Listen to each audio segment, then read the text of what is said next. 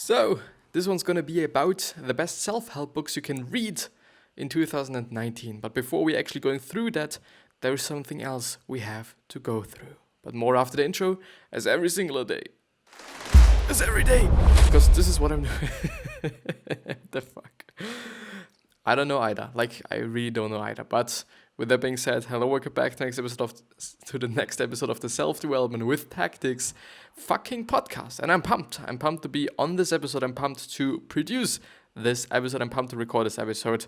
And yeah, if you want to actually listen to this particular episode, so if you're just on YouTube and you're just viewing this video and you're just seeing okay, this video is 30 minutes long, or probably a little bit less, and or maybe even a little bit more, and you think well, I do not actually have the time to go through a fucking 30-minute video, then I would highly suggest to go down into the description, because there should be the link to the podcast, which means that you can listen to this whole experience. You can listen to this particular video, which is way more efficient, and it is actually something that I suggest, I do not even want you to be on this video if you do not have the time, because of course there are upsides and there are downsides of either watching the video and or listening to the podcast. If you're watching the video, you're seeing everything that I might be showing, and if you're in a podcast, it is way more efficient. So we have to choose. But therefore, I'm also having two options, so that you can actually choose what is working better for you. And because I do want you to just choose what is working better for you. This is why I'm having both of the things.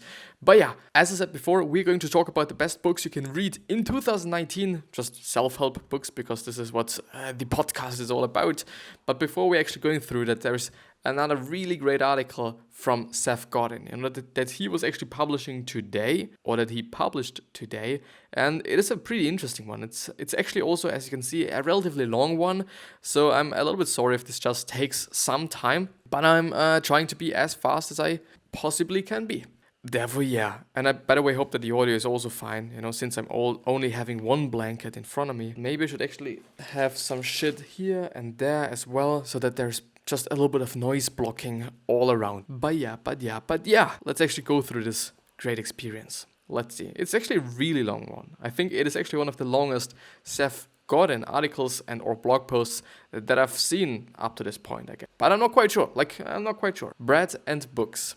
20 years ago, I met the most famous baker in the world. I was in Paris for a speech and visited Hoyland, which is probably the wrong pronunciation, or maybe it's Poland, could be the case. I don't know. I do not speak French besides je suis au croissant, or actually je suis en croissant, or croissant, or je m'appelle Christopher, or je suis Christopher. It's also just a way to say it, I guess. And other things, other things that probably everyone is able to say. So I was in Paris for a speech and visited Poland, a bakery much smaller than its reputation would lead you to believe. I was hoping to take home an unbaked kilo of dough, a sourdough, one that I could use to spawn hundreds of new loaves over the years.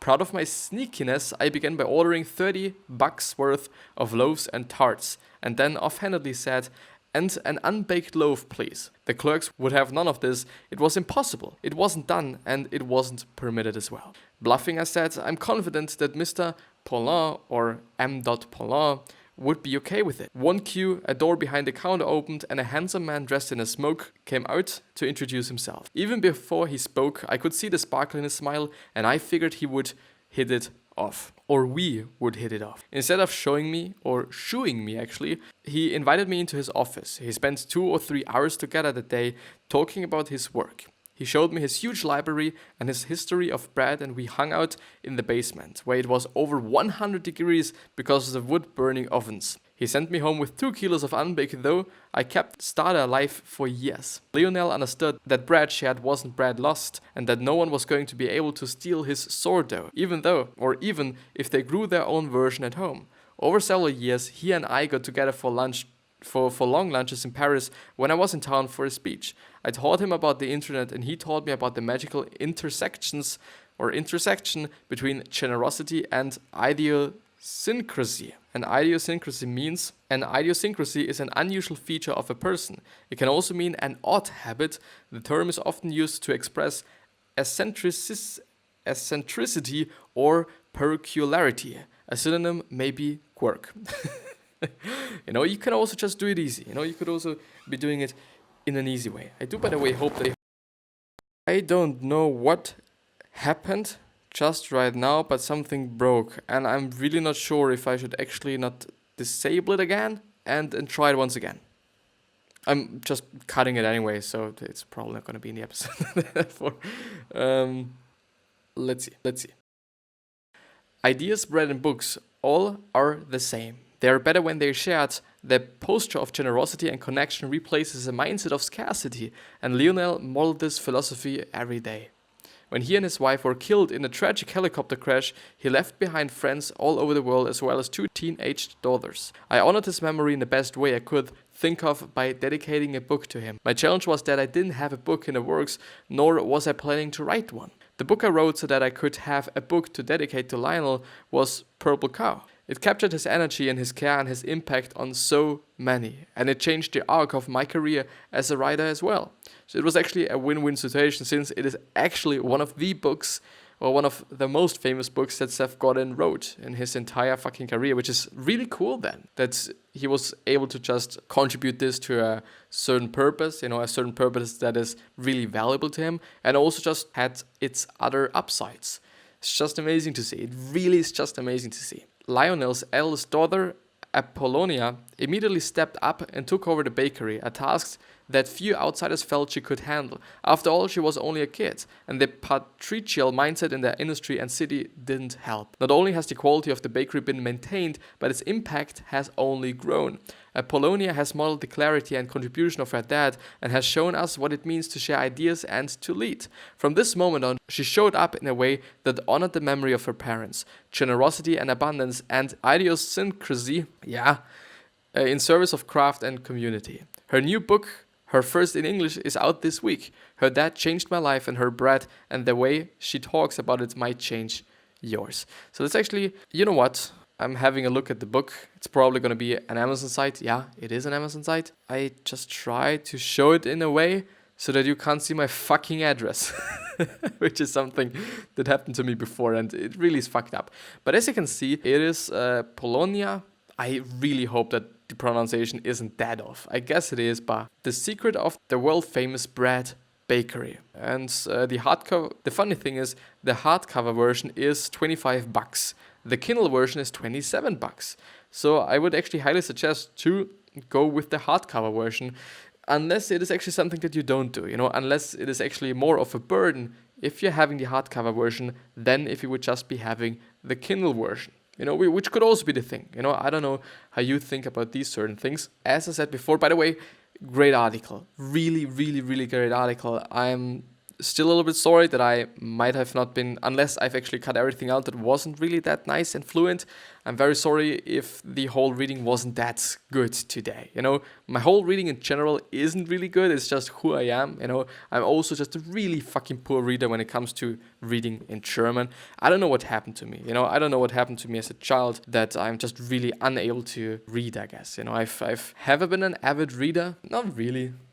Sometimes. And I had periods in my time or in my life actually, where I read quite a lot. This is something that I have to say and I have to point out. But sometimes I enjoyed it actually. I'm also having one of Seth's books, which is This is Marketing. And I think it's a pretty great book, but you have to understand it. And once you have actually understood it, it is really a great book. The problem with it is that I wasn't really able to understand it up to this point, and I think I have to reread it once again, which would then would be the third time actually, because I've read it once, then No, it would actually be the second time I read it. The problem was I've started to read it, and then I just somehow kind of stopped reading it, and then I again started reading it, which kind of felt like 2 times, but it wasn't really 2 times. It was only a little bit more like 1 time. I have seen and I have chosen this one, the best self-help books to read in 2019 according to Amazon and Goodreads. I think I've just chosen this one just because it is according to Amazon and Goodreads, and I think it's based on ratings. This might be a problem, and it's definitely also going to be a problem because the ratings are not always good, or the ratings are not always according to the value the book can give you, because the thing is, people think differently. We all are individuals. We all are thinking about those things in a different way, which means one of these books that I'm then heading through might change your life. But for somebody else, it might just be a really waste of time. but you can't know that before you actually read the book, and this is maybe the problem. Reading a summary then might actually be a pretty great help, because it kind of ensures, maybe, even though this is also some kind of a tricky thing to say, because summaries are not always good, it depends on what summary it is, and it depends on whether it's free or not, because most often the free summaries are just really short, first of all, and I don't know if they are that good, but the thing is, it's better than nothing, I guess. It's really better than nothing to somehow see, as I said, if you actually like the book or not, because I don't know, it might not be about the money, but it might definitely be about time, and for some people, as it just might be for me, it's definitely about money, because I do not have to, and I do not want to spend my money on something that I do not enjoy then. I'm just trying to only pick things that I'm then also going to enjoy. But yeah, enough talking, more books. Best-selling authors like Marie Kondo, Sincero, and Brené Brown are waiting to motivate and inspire you. So you want to make a career move, figure out how to be more productive, or get over an emotional stubble. Basically all of these things. We asked Goodreads to recommend the self-improvement books that most resonate with its readers, because the best way to judge a self-help book is by asking the people who have tried and tested the advice. Right? On top of that, Sarah Wilson, senior editor at Amazon Books, shared her hot list with us. So get to browsing and get blah, blah, blah, blah, blah. Yeah, okay, cool. The first book actually is Car Wash. What the fuck? Why Car Wash? Girl, Wash Your Face Off. Girl, Wash Your Face by Rachel Hollis. Stop believing the lies about who you are so you can become who you are, or who you were meant to be. Actually a pretty great thing. The problem there is, because actually this is something that I'm talking a lot about. The problem there is, if you're really trying to be truthful to yourself, if you're really trying to be, which implements that, if you're really trying to just be who you are meant to be, you have to really be honest to yourself. The thing is, we all want to be famous, some sort of, not actually everybody, but a lot of people want to be famous, and a lot of people want to have a lot of money, a lot of people want to have this, want to have that, and whatsoever. But we are all not meant to have those things, and we all are not meant to be a certain person. We all are definitely not meant to be an athlete, just because we might not be as good as somebody else in this specific sport, or it might just be about something completely different. You might also not be capable of doing that because of the pressure, you would have to deal with. Could also be a factor, I don't know. But we are not all meant to be an athlete, nor are we all meant to be an entrepreneur or a painter or an artist or somebody else, We are just meant to be us, or we are just meant to be what we are meant to be. And this is something we really have to be honest about, because if you kind of lie to yourself, then obviously it is not who you are meant to be. And therefore you do just really have to be honest to yourself and truthful, even though if the truth might not be something that you want to see. The truth is not always something good, maybe not always something that is just letting you enjoy your life, or something else. In this New York Times bestseller, Rachel Hollis, founder and CEO of the chicksite.com, identifies 20 lies people tell themselves to hold themselves back. Using her own messy life as test case, she shows how to stop saying things like "I'll start tomorrow" or "I'm a terrible writer" to live a more joyful and productive life. Hollis' follow-up, Girl, Stop Apologizing, is out in March 2019. This was recommended by Goodreads and Amazon. Do they always say like it's... Oh my god. The second book is Angela Duckworth's Grit, and it is actually not a really new one. I wouldn't even say... It's definitely not from 2019, but it is a really, really, really great book, and I know that it is recommended, or that it gets recommended by a lot of great personalities. For example, I would argue Tom Bilyeu. I think it's actually in his top reading list. I think so, actually, but fortunately he's having a reading list online. Therefore we can have a look. The first one is Mindset. I haven't really enjoyed Mindset just because it is so scientific and I didn't understand everything or anything, and then it's a little bit fucked up. The second one is Extreme Ownership, then Can't Hurt Me by David Goggins, Man's Search for Meaning, and then we see it Angela Duckworth's Grit. And grit basically is about, it is a new term. Grit is a new term that somehow has something to do with discipline and just doing shit. Maybe there's actually something in this little description there is. If you're feeling bad about a lack of natural genius or familial advantages, researcher Angela Duckworth gives you reason to buck up. She's found that what she calls grit, a combination of passion and perseverance, is more important than anything in it. It visits with high achievers from spelling bee champions to CEOs and show how grit helped them get where they are. Which actually seems to be a pretty good book. I think went through just a couple of summaries on that book, some longer ones and some shorter ones, and it actually is a great thing to think about and to read. And just because I only went through summaries, I don't really want to say that the book is good. The summaries were totally fine, they were totally good, and it was also a pretty interesting concept that she's explaining that, just because I really think that it is true that of course we all are having some of the people are having rich parents, which actually gives you a lot of opportunities. It is what it is, we just can be really truthful about that. But if you're having passion for something, and if you're also having the quote-unquote grit, which means perseverance, for me, grit actually is something like discipline. But yeah, just as a side note. But if you're actually having passion and perseverance, then why shouldn't you be able to get what you want to have? If it is actually something that you're passionate about. And this is again another point you have to be truthful about, because are you really passionate about that, or do you really want to be passionate about it, but you are not? And perseverance is something for me, you are doing it, even though it is tough sometimes, even though you do not want to do it sometimes, even though this and that. So I think for me, it's actually correlated to, and quite similar to discipline. Perseverance. Medicine is a field which requires dedication and perseverance, persistence, tenacity, determination, and those things. Yeah. No, not really discipline. It's something else. It's something else. I kind of feel like discipline is something like, okay, you're just doing it because you have to do it for me, and just because you're disciplined, and it is really not something that is fun for you. But for me, perseverance is more like it is actually something that you like. So it's for me at least. At this point in time, as I'm just reading it, I kind of feel about it in that way. Have I actually read the whole one? Yeah, I think. Recommended by Goodreads and Amazon. Thanks. Year of Yes by Shonda Rhimes, or Rims. How to Dance It Out, Stand in the Sun and Be Your Own Person. Everybody knows Shonda Rhimes as the creator of hit shows like Grey's Anatomy. What the fuck? I didn't know that. Scandal and How to Get Away with Murder. But even if you're not in the TV biz, you can still get inspired or get inspiration from her memoir, which chronicles a year where she vowed to say yes to everything that scared her. After reading what Rhimes was able to accomplish, you might be wanting to attempt something you have been terrified to do too. And this actually is recommended by Goodreads only. So there is actually kind of a reason behind always pointing out that it is recommended by somebody or was recommended by somebody. Just actually ranting about it.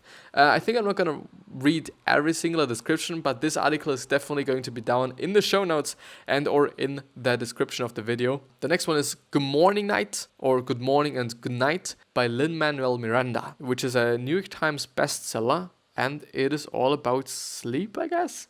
Little pep talk for me and you. I guess. I don't know. Sometimes you don't need a mind-changing philosophy, you just need a fast pep talk. If that's the case, you need Hamilton creator Lin-Manuel Miranda in your corner. The book's origin are from Twitter. He started and ended each day with little bit-sized affirmation, whatever. Example, do not get stuck in the comments section of the life today. He offers new insights in his book, but still easy to read in short bursts. The next one is How to Be a Bawse by Lilly Singh. Also seems to be a pretty good book, hopefully about Superwoman. This is what I've wanted to hear actually. Lilly Singh, actress, comedian and creator of her Superwoman show on YouTube, offers her advice on success and shares what she learned on her way to internet superstardom. Really interesting, especially for those women outside. Because it's actually the case that besides Angela Duckworth, there is a lot of men that are writing books on self-help, and there are a lot of men that are really famous through writing self-help books, I have to say. And it is always nice to just then see a woman as well, because that just has to be somebody for the girls and has to be somebody for the woman in the world. The next one is The Life-Changing Magic of Tidying Up by Marie Kondo. It is actually, I've went through an article from the ideas.ted.com site, and she's also having a TED Talk, so you might be listening to the TED Talk. I think it is actually, and I think I've actually went through the book as well, as a summary again. As a summary, so I don't know, but I've really enjoyed it. I've really enjoyed the... I can't say anything about the writing style, and I can't definitely say anything about the basically how the book is feeling, some sort of, just because I only went through a summary. But I think the insights were quite great. The next one is Gretchen Rubin, Outer Order and Inner Calm. Declutter and organize to make more room for happiness. Then You Are a Badass at Making Money by Sincero. I've actually also went through, I guess, I'm not quite sure, but I think I've also went through a summary on this book, and I've really not liked it. I don't know why, and I do not want to say that it is a bad book. I really don't want to say it just only because I felt like it is not a really good summary and or a good book. I really do not want to say that. So if you want to check it out, please check it out. And yeah, Presence by Amy Cuddy, bringing your boldest self to your biggest challenges. Presence feels at once concrete and inspiring, simple but ambitious. Above all, truly powerful. By the New York Times Book Review. The next one is Lightly by Francine Jay. Then How to Not Die by Michael Greger, MD, which is a book on nutrition. And I've actually wanted to go through it on a podcast, because I found a really great article. And actually a book summary, and it is a really long book summary. It's been by the alancheng.com website, which is an tremendously amazing site for book summaries, because they are so incredibly long, and so incredibly detailed. Then I really have to say that there is no need for you anymore to read the book, that actually by going through this summary, you actually have read the book. I really can say that. But the thing is, it is always a little bit of a difficult thing to go through nutritional books and books on nutrition on podcasts and talking about them in public and whatnot, because first of all, I'm not a scientist, and I can only talk about those things and tell you what I think about those things. And I can only talk about those things to actually end my sentence, that I know things about and that I believe in, and those things. Therefore, it's a little bit complicated. It's really complicated, and often I then feel like that I might be talking about some things and or I might be giving wrong information and or false information, which is something that I really do not want to do, because it wouldn't really feel good. Therefore, if you want to just go through the book, I might also be linking down the summary in the description if I'm not forgetting about it. Hopefully won't forget it. But yeah, I think it is a great book according to the ratings that I've seen and according to other people that have read it. It's quite a good book. The next thing is to actually also show you Deep Work by Cal Newport. And I somehow think that I went through Deep Work, and I've also not liked it that much, just because it was also so scientific and I didn't understand anything. But this is just my thoughts, this is just what I kind of felt about that. The next one is Creativity Inc. by Ed Catmull, president of Pixar Animation and Disney Animation, with Amy Velez, which is actually pretty nice. It sounds great. If you can somehow talk to the president of Pixar Animation and Disney Animation as well, it really sounds great. Principles by Ray Dalio, amazing book. Went through a summary, and as you can see on the front page, or on the cover actually, Bill Gates wrote something and Tony Robbins wrote something. Bill Gates said, Ray Dalio has provided me with invaluable guidance and insights that are now available to you in Principles. And Tony said, I found it to be truly extraordinary. Every page is full of so many different distinctions and insights, and I love how Ray incorporates his history and his life in such an elegant way. And it is basically all about Ray Dalio's life, but it is just also about his principles, and they somehow get explained throughout his life some sort. I went through a really great summary on this book. It should also be linked down in the description, because it's also on the alancheng.com website. It's just an amazing website. The next one, Make Your Bed by Admiral William H. McRaven. It seems to be a relatively old book according to the cover. It could also just be looking old. The Little Book of Hygge or Hygge, I don't know, not quite sure. Then The Subtle Art of Not Giving a Fuck by Mark Manson. By the way, Mark Manson is having a really great blog and or website with a lot of great articles. You could definitely also check that out. Then Big Magic by Elizabeth Gilbert. Tools of Titans by Tim Ferriss, amazing book. I think it is one of the easiest ones to consume, since it's so diversified, and there's so many different things you can be just finding in the book. It's great. Also went through it as a summary, also on the alancheng.com website, and I think on another website as well. The Miracle Morning, I've also liked that, also went through it as a summary. Brené Brown, Braving the Wilderness. I don't know. I have never ever just seen the book, but she's having a PhD, which always is something nice, I guess. No, not always, but often. Then again, Rising Strong by Brené Brown. And that's quite it. And I do hope that you found a great book, and I do hope that I've been able to inspire you with some book ideas. And I really also hope that I was able to kind of give you suggestions. What I would definitely say that you should read Principles. This is my suggestion. Then I'm also really into creativity, which is just from the president of Pix Animation and Disney Animation. This is the only reason why I would actually suggest it, because deep work is also a good one. I don't know if I've liked it. I kind of feel like that I have not liked it, and I also kind of feel like that I've liked it in a certain way. But yeah, deep work is still a really good book. How to Not Die. Just check it out. Really check it out and see for yourself if there's something that you just believe in. And there's just something else. The Life-Changing Magic of Tidying Up Your Room, or Tidying Up by Marie Kondo. Also something that I can highly suggest. Grit as well, and that's quite it then. I think I'm gonna end the episode there. I do hope that it was great. I do hope that the experience is great. I do hope that the cutting also was pretty great. I know the cutting out of things that are unnecessary, I guess. But yeah, this is gonna be the end of the episode. I hope you've liked it. Never mind. I wish you the best health, happiness, and all success, and I also hope that you're going to remind yourself when you're going to be remembered, which basically means your legacy, which means that you're a nice person, then also going to be remembered as a nice person. The problem there is that we're 7.7 billion people on this fucking planet, which makes it a little bit of a difficult thing to be liked by everyone. There's going to be some people that don't like you. It is what it is. 3 other questions that I hope that you're going to ask yourself are: why are you here? What are you trying to change? And what is bothering you the most? I hope these 3 questions are showing you your purpose in life, and maybe even a business idea, since a lot of businesses started out with doing something or fixing something that really pissed them off, And you might know it yourself, and there might definitely be something that isn't fixed at this point in time, and that is really bothering you. But yeah, I'll see you the next time. And you're hopefully gonna subscribe, right? So that I'm actually also gonna see you the next time, right?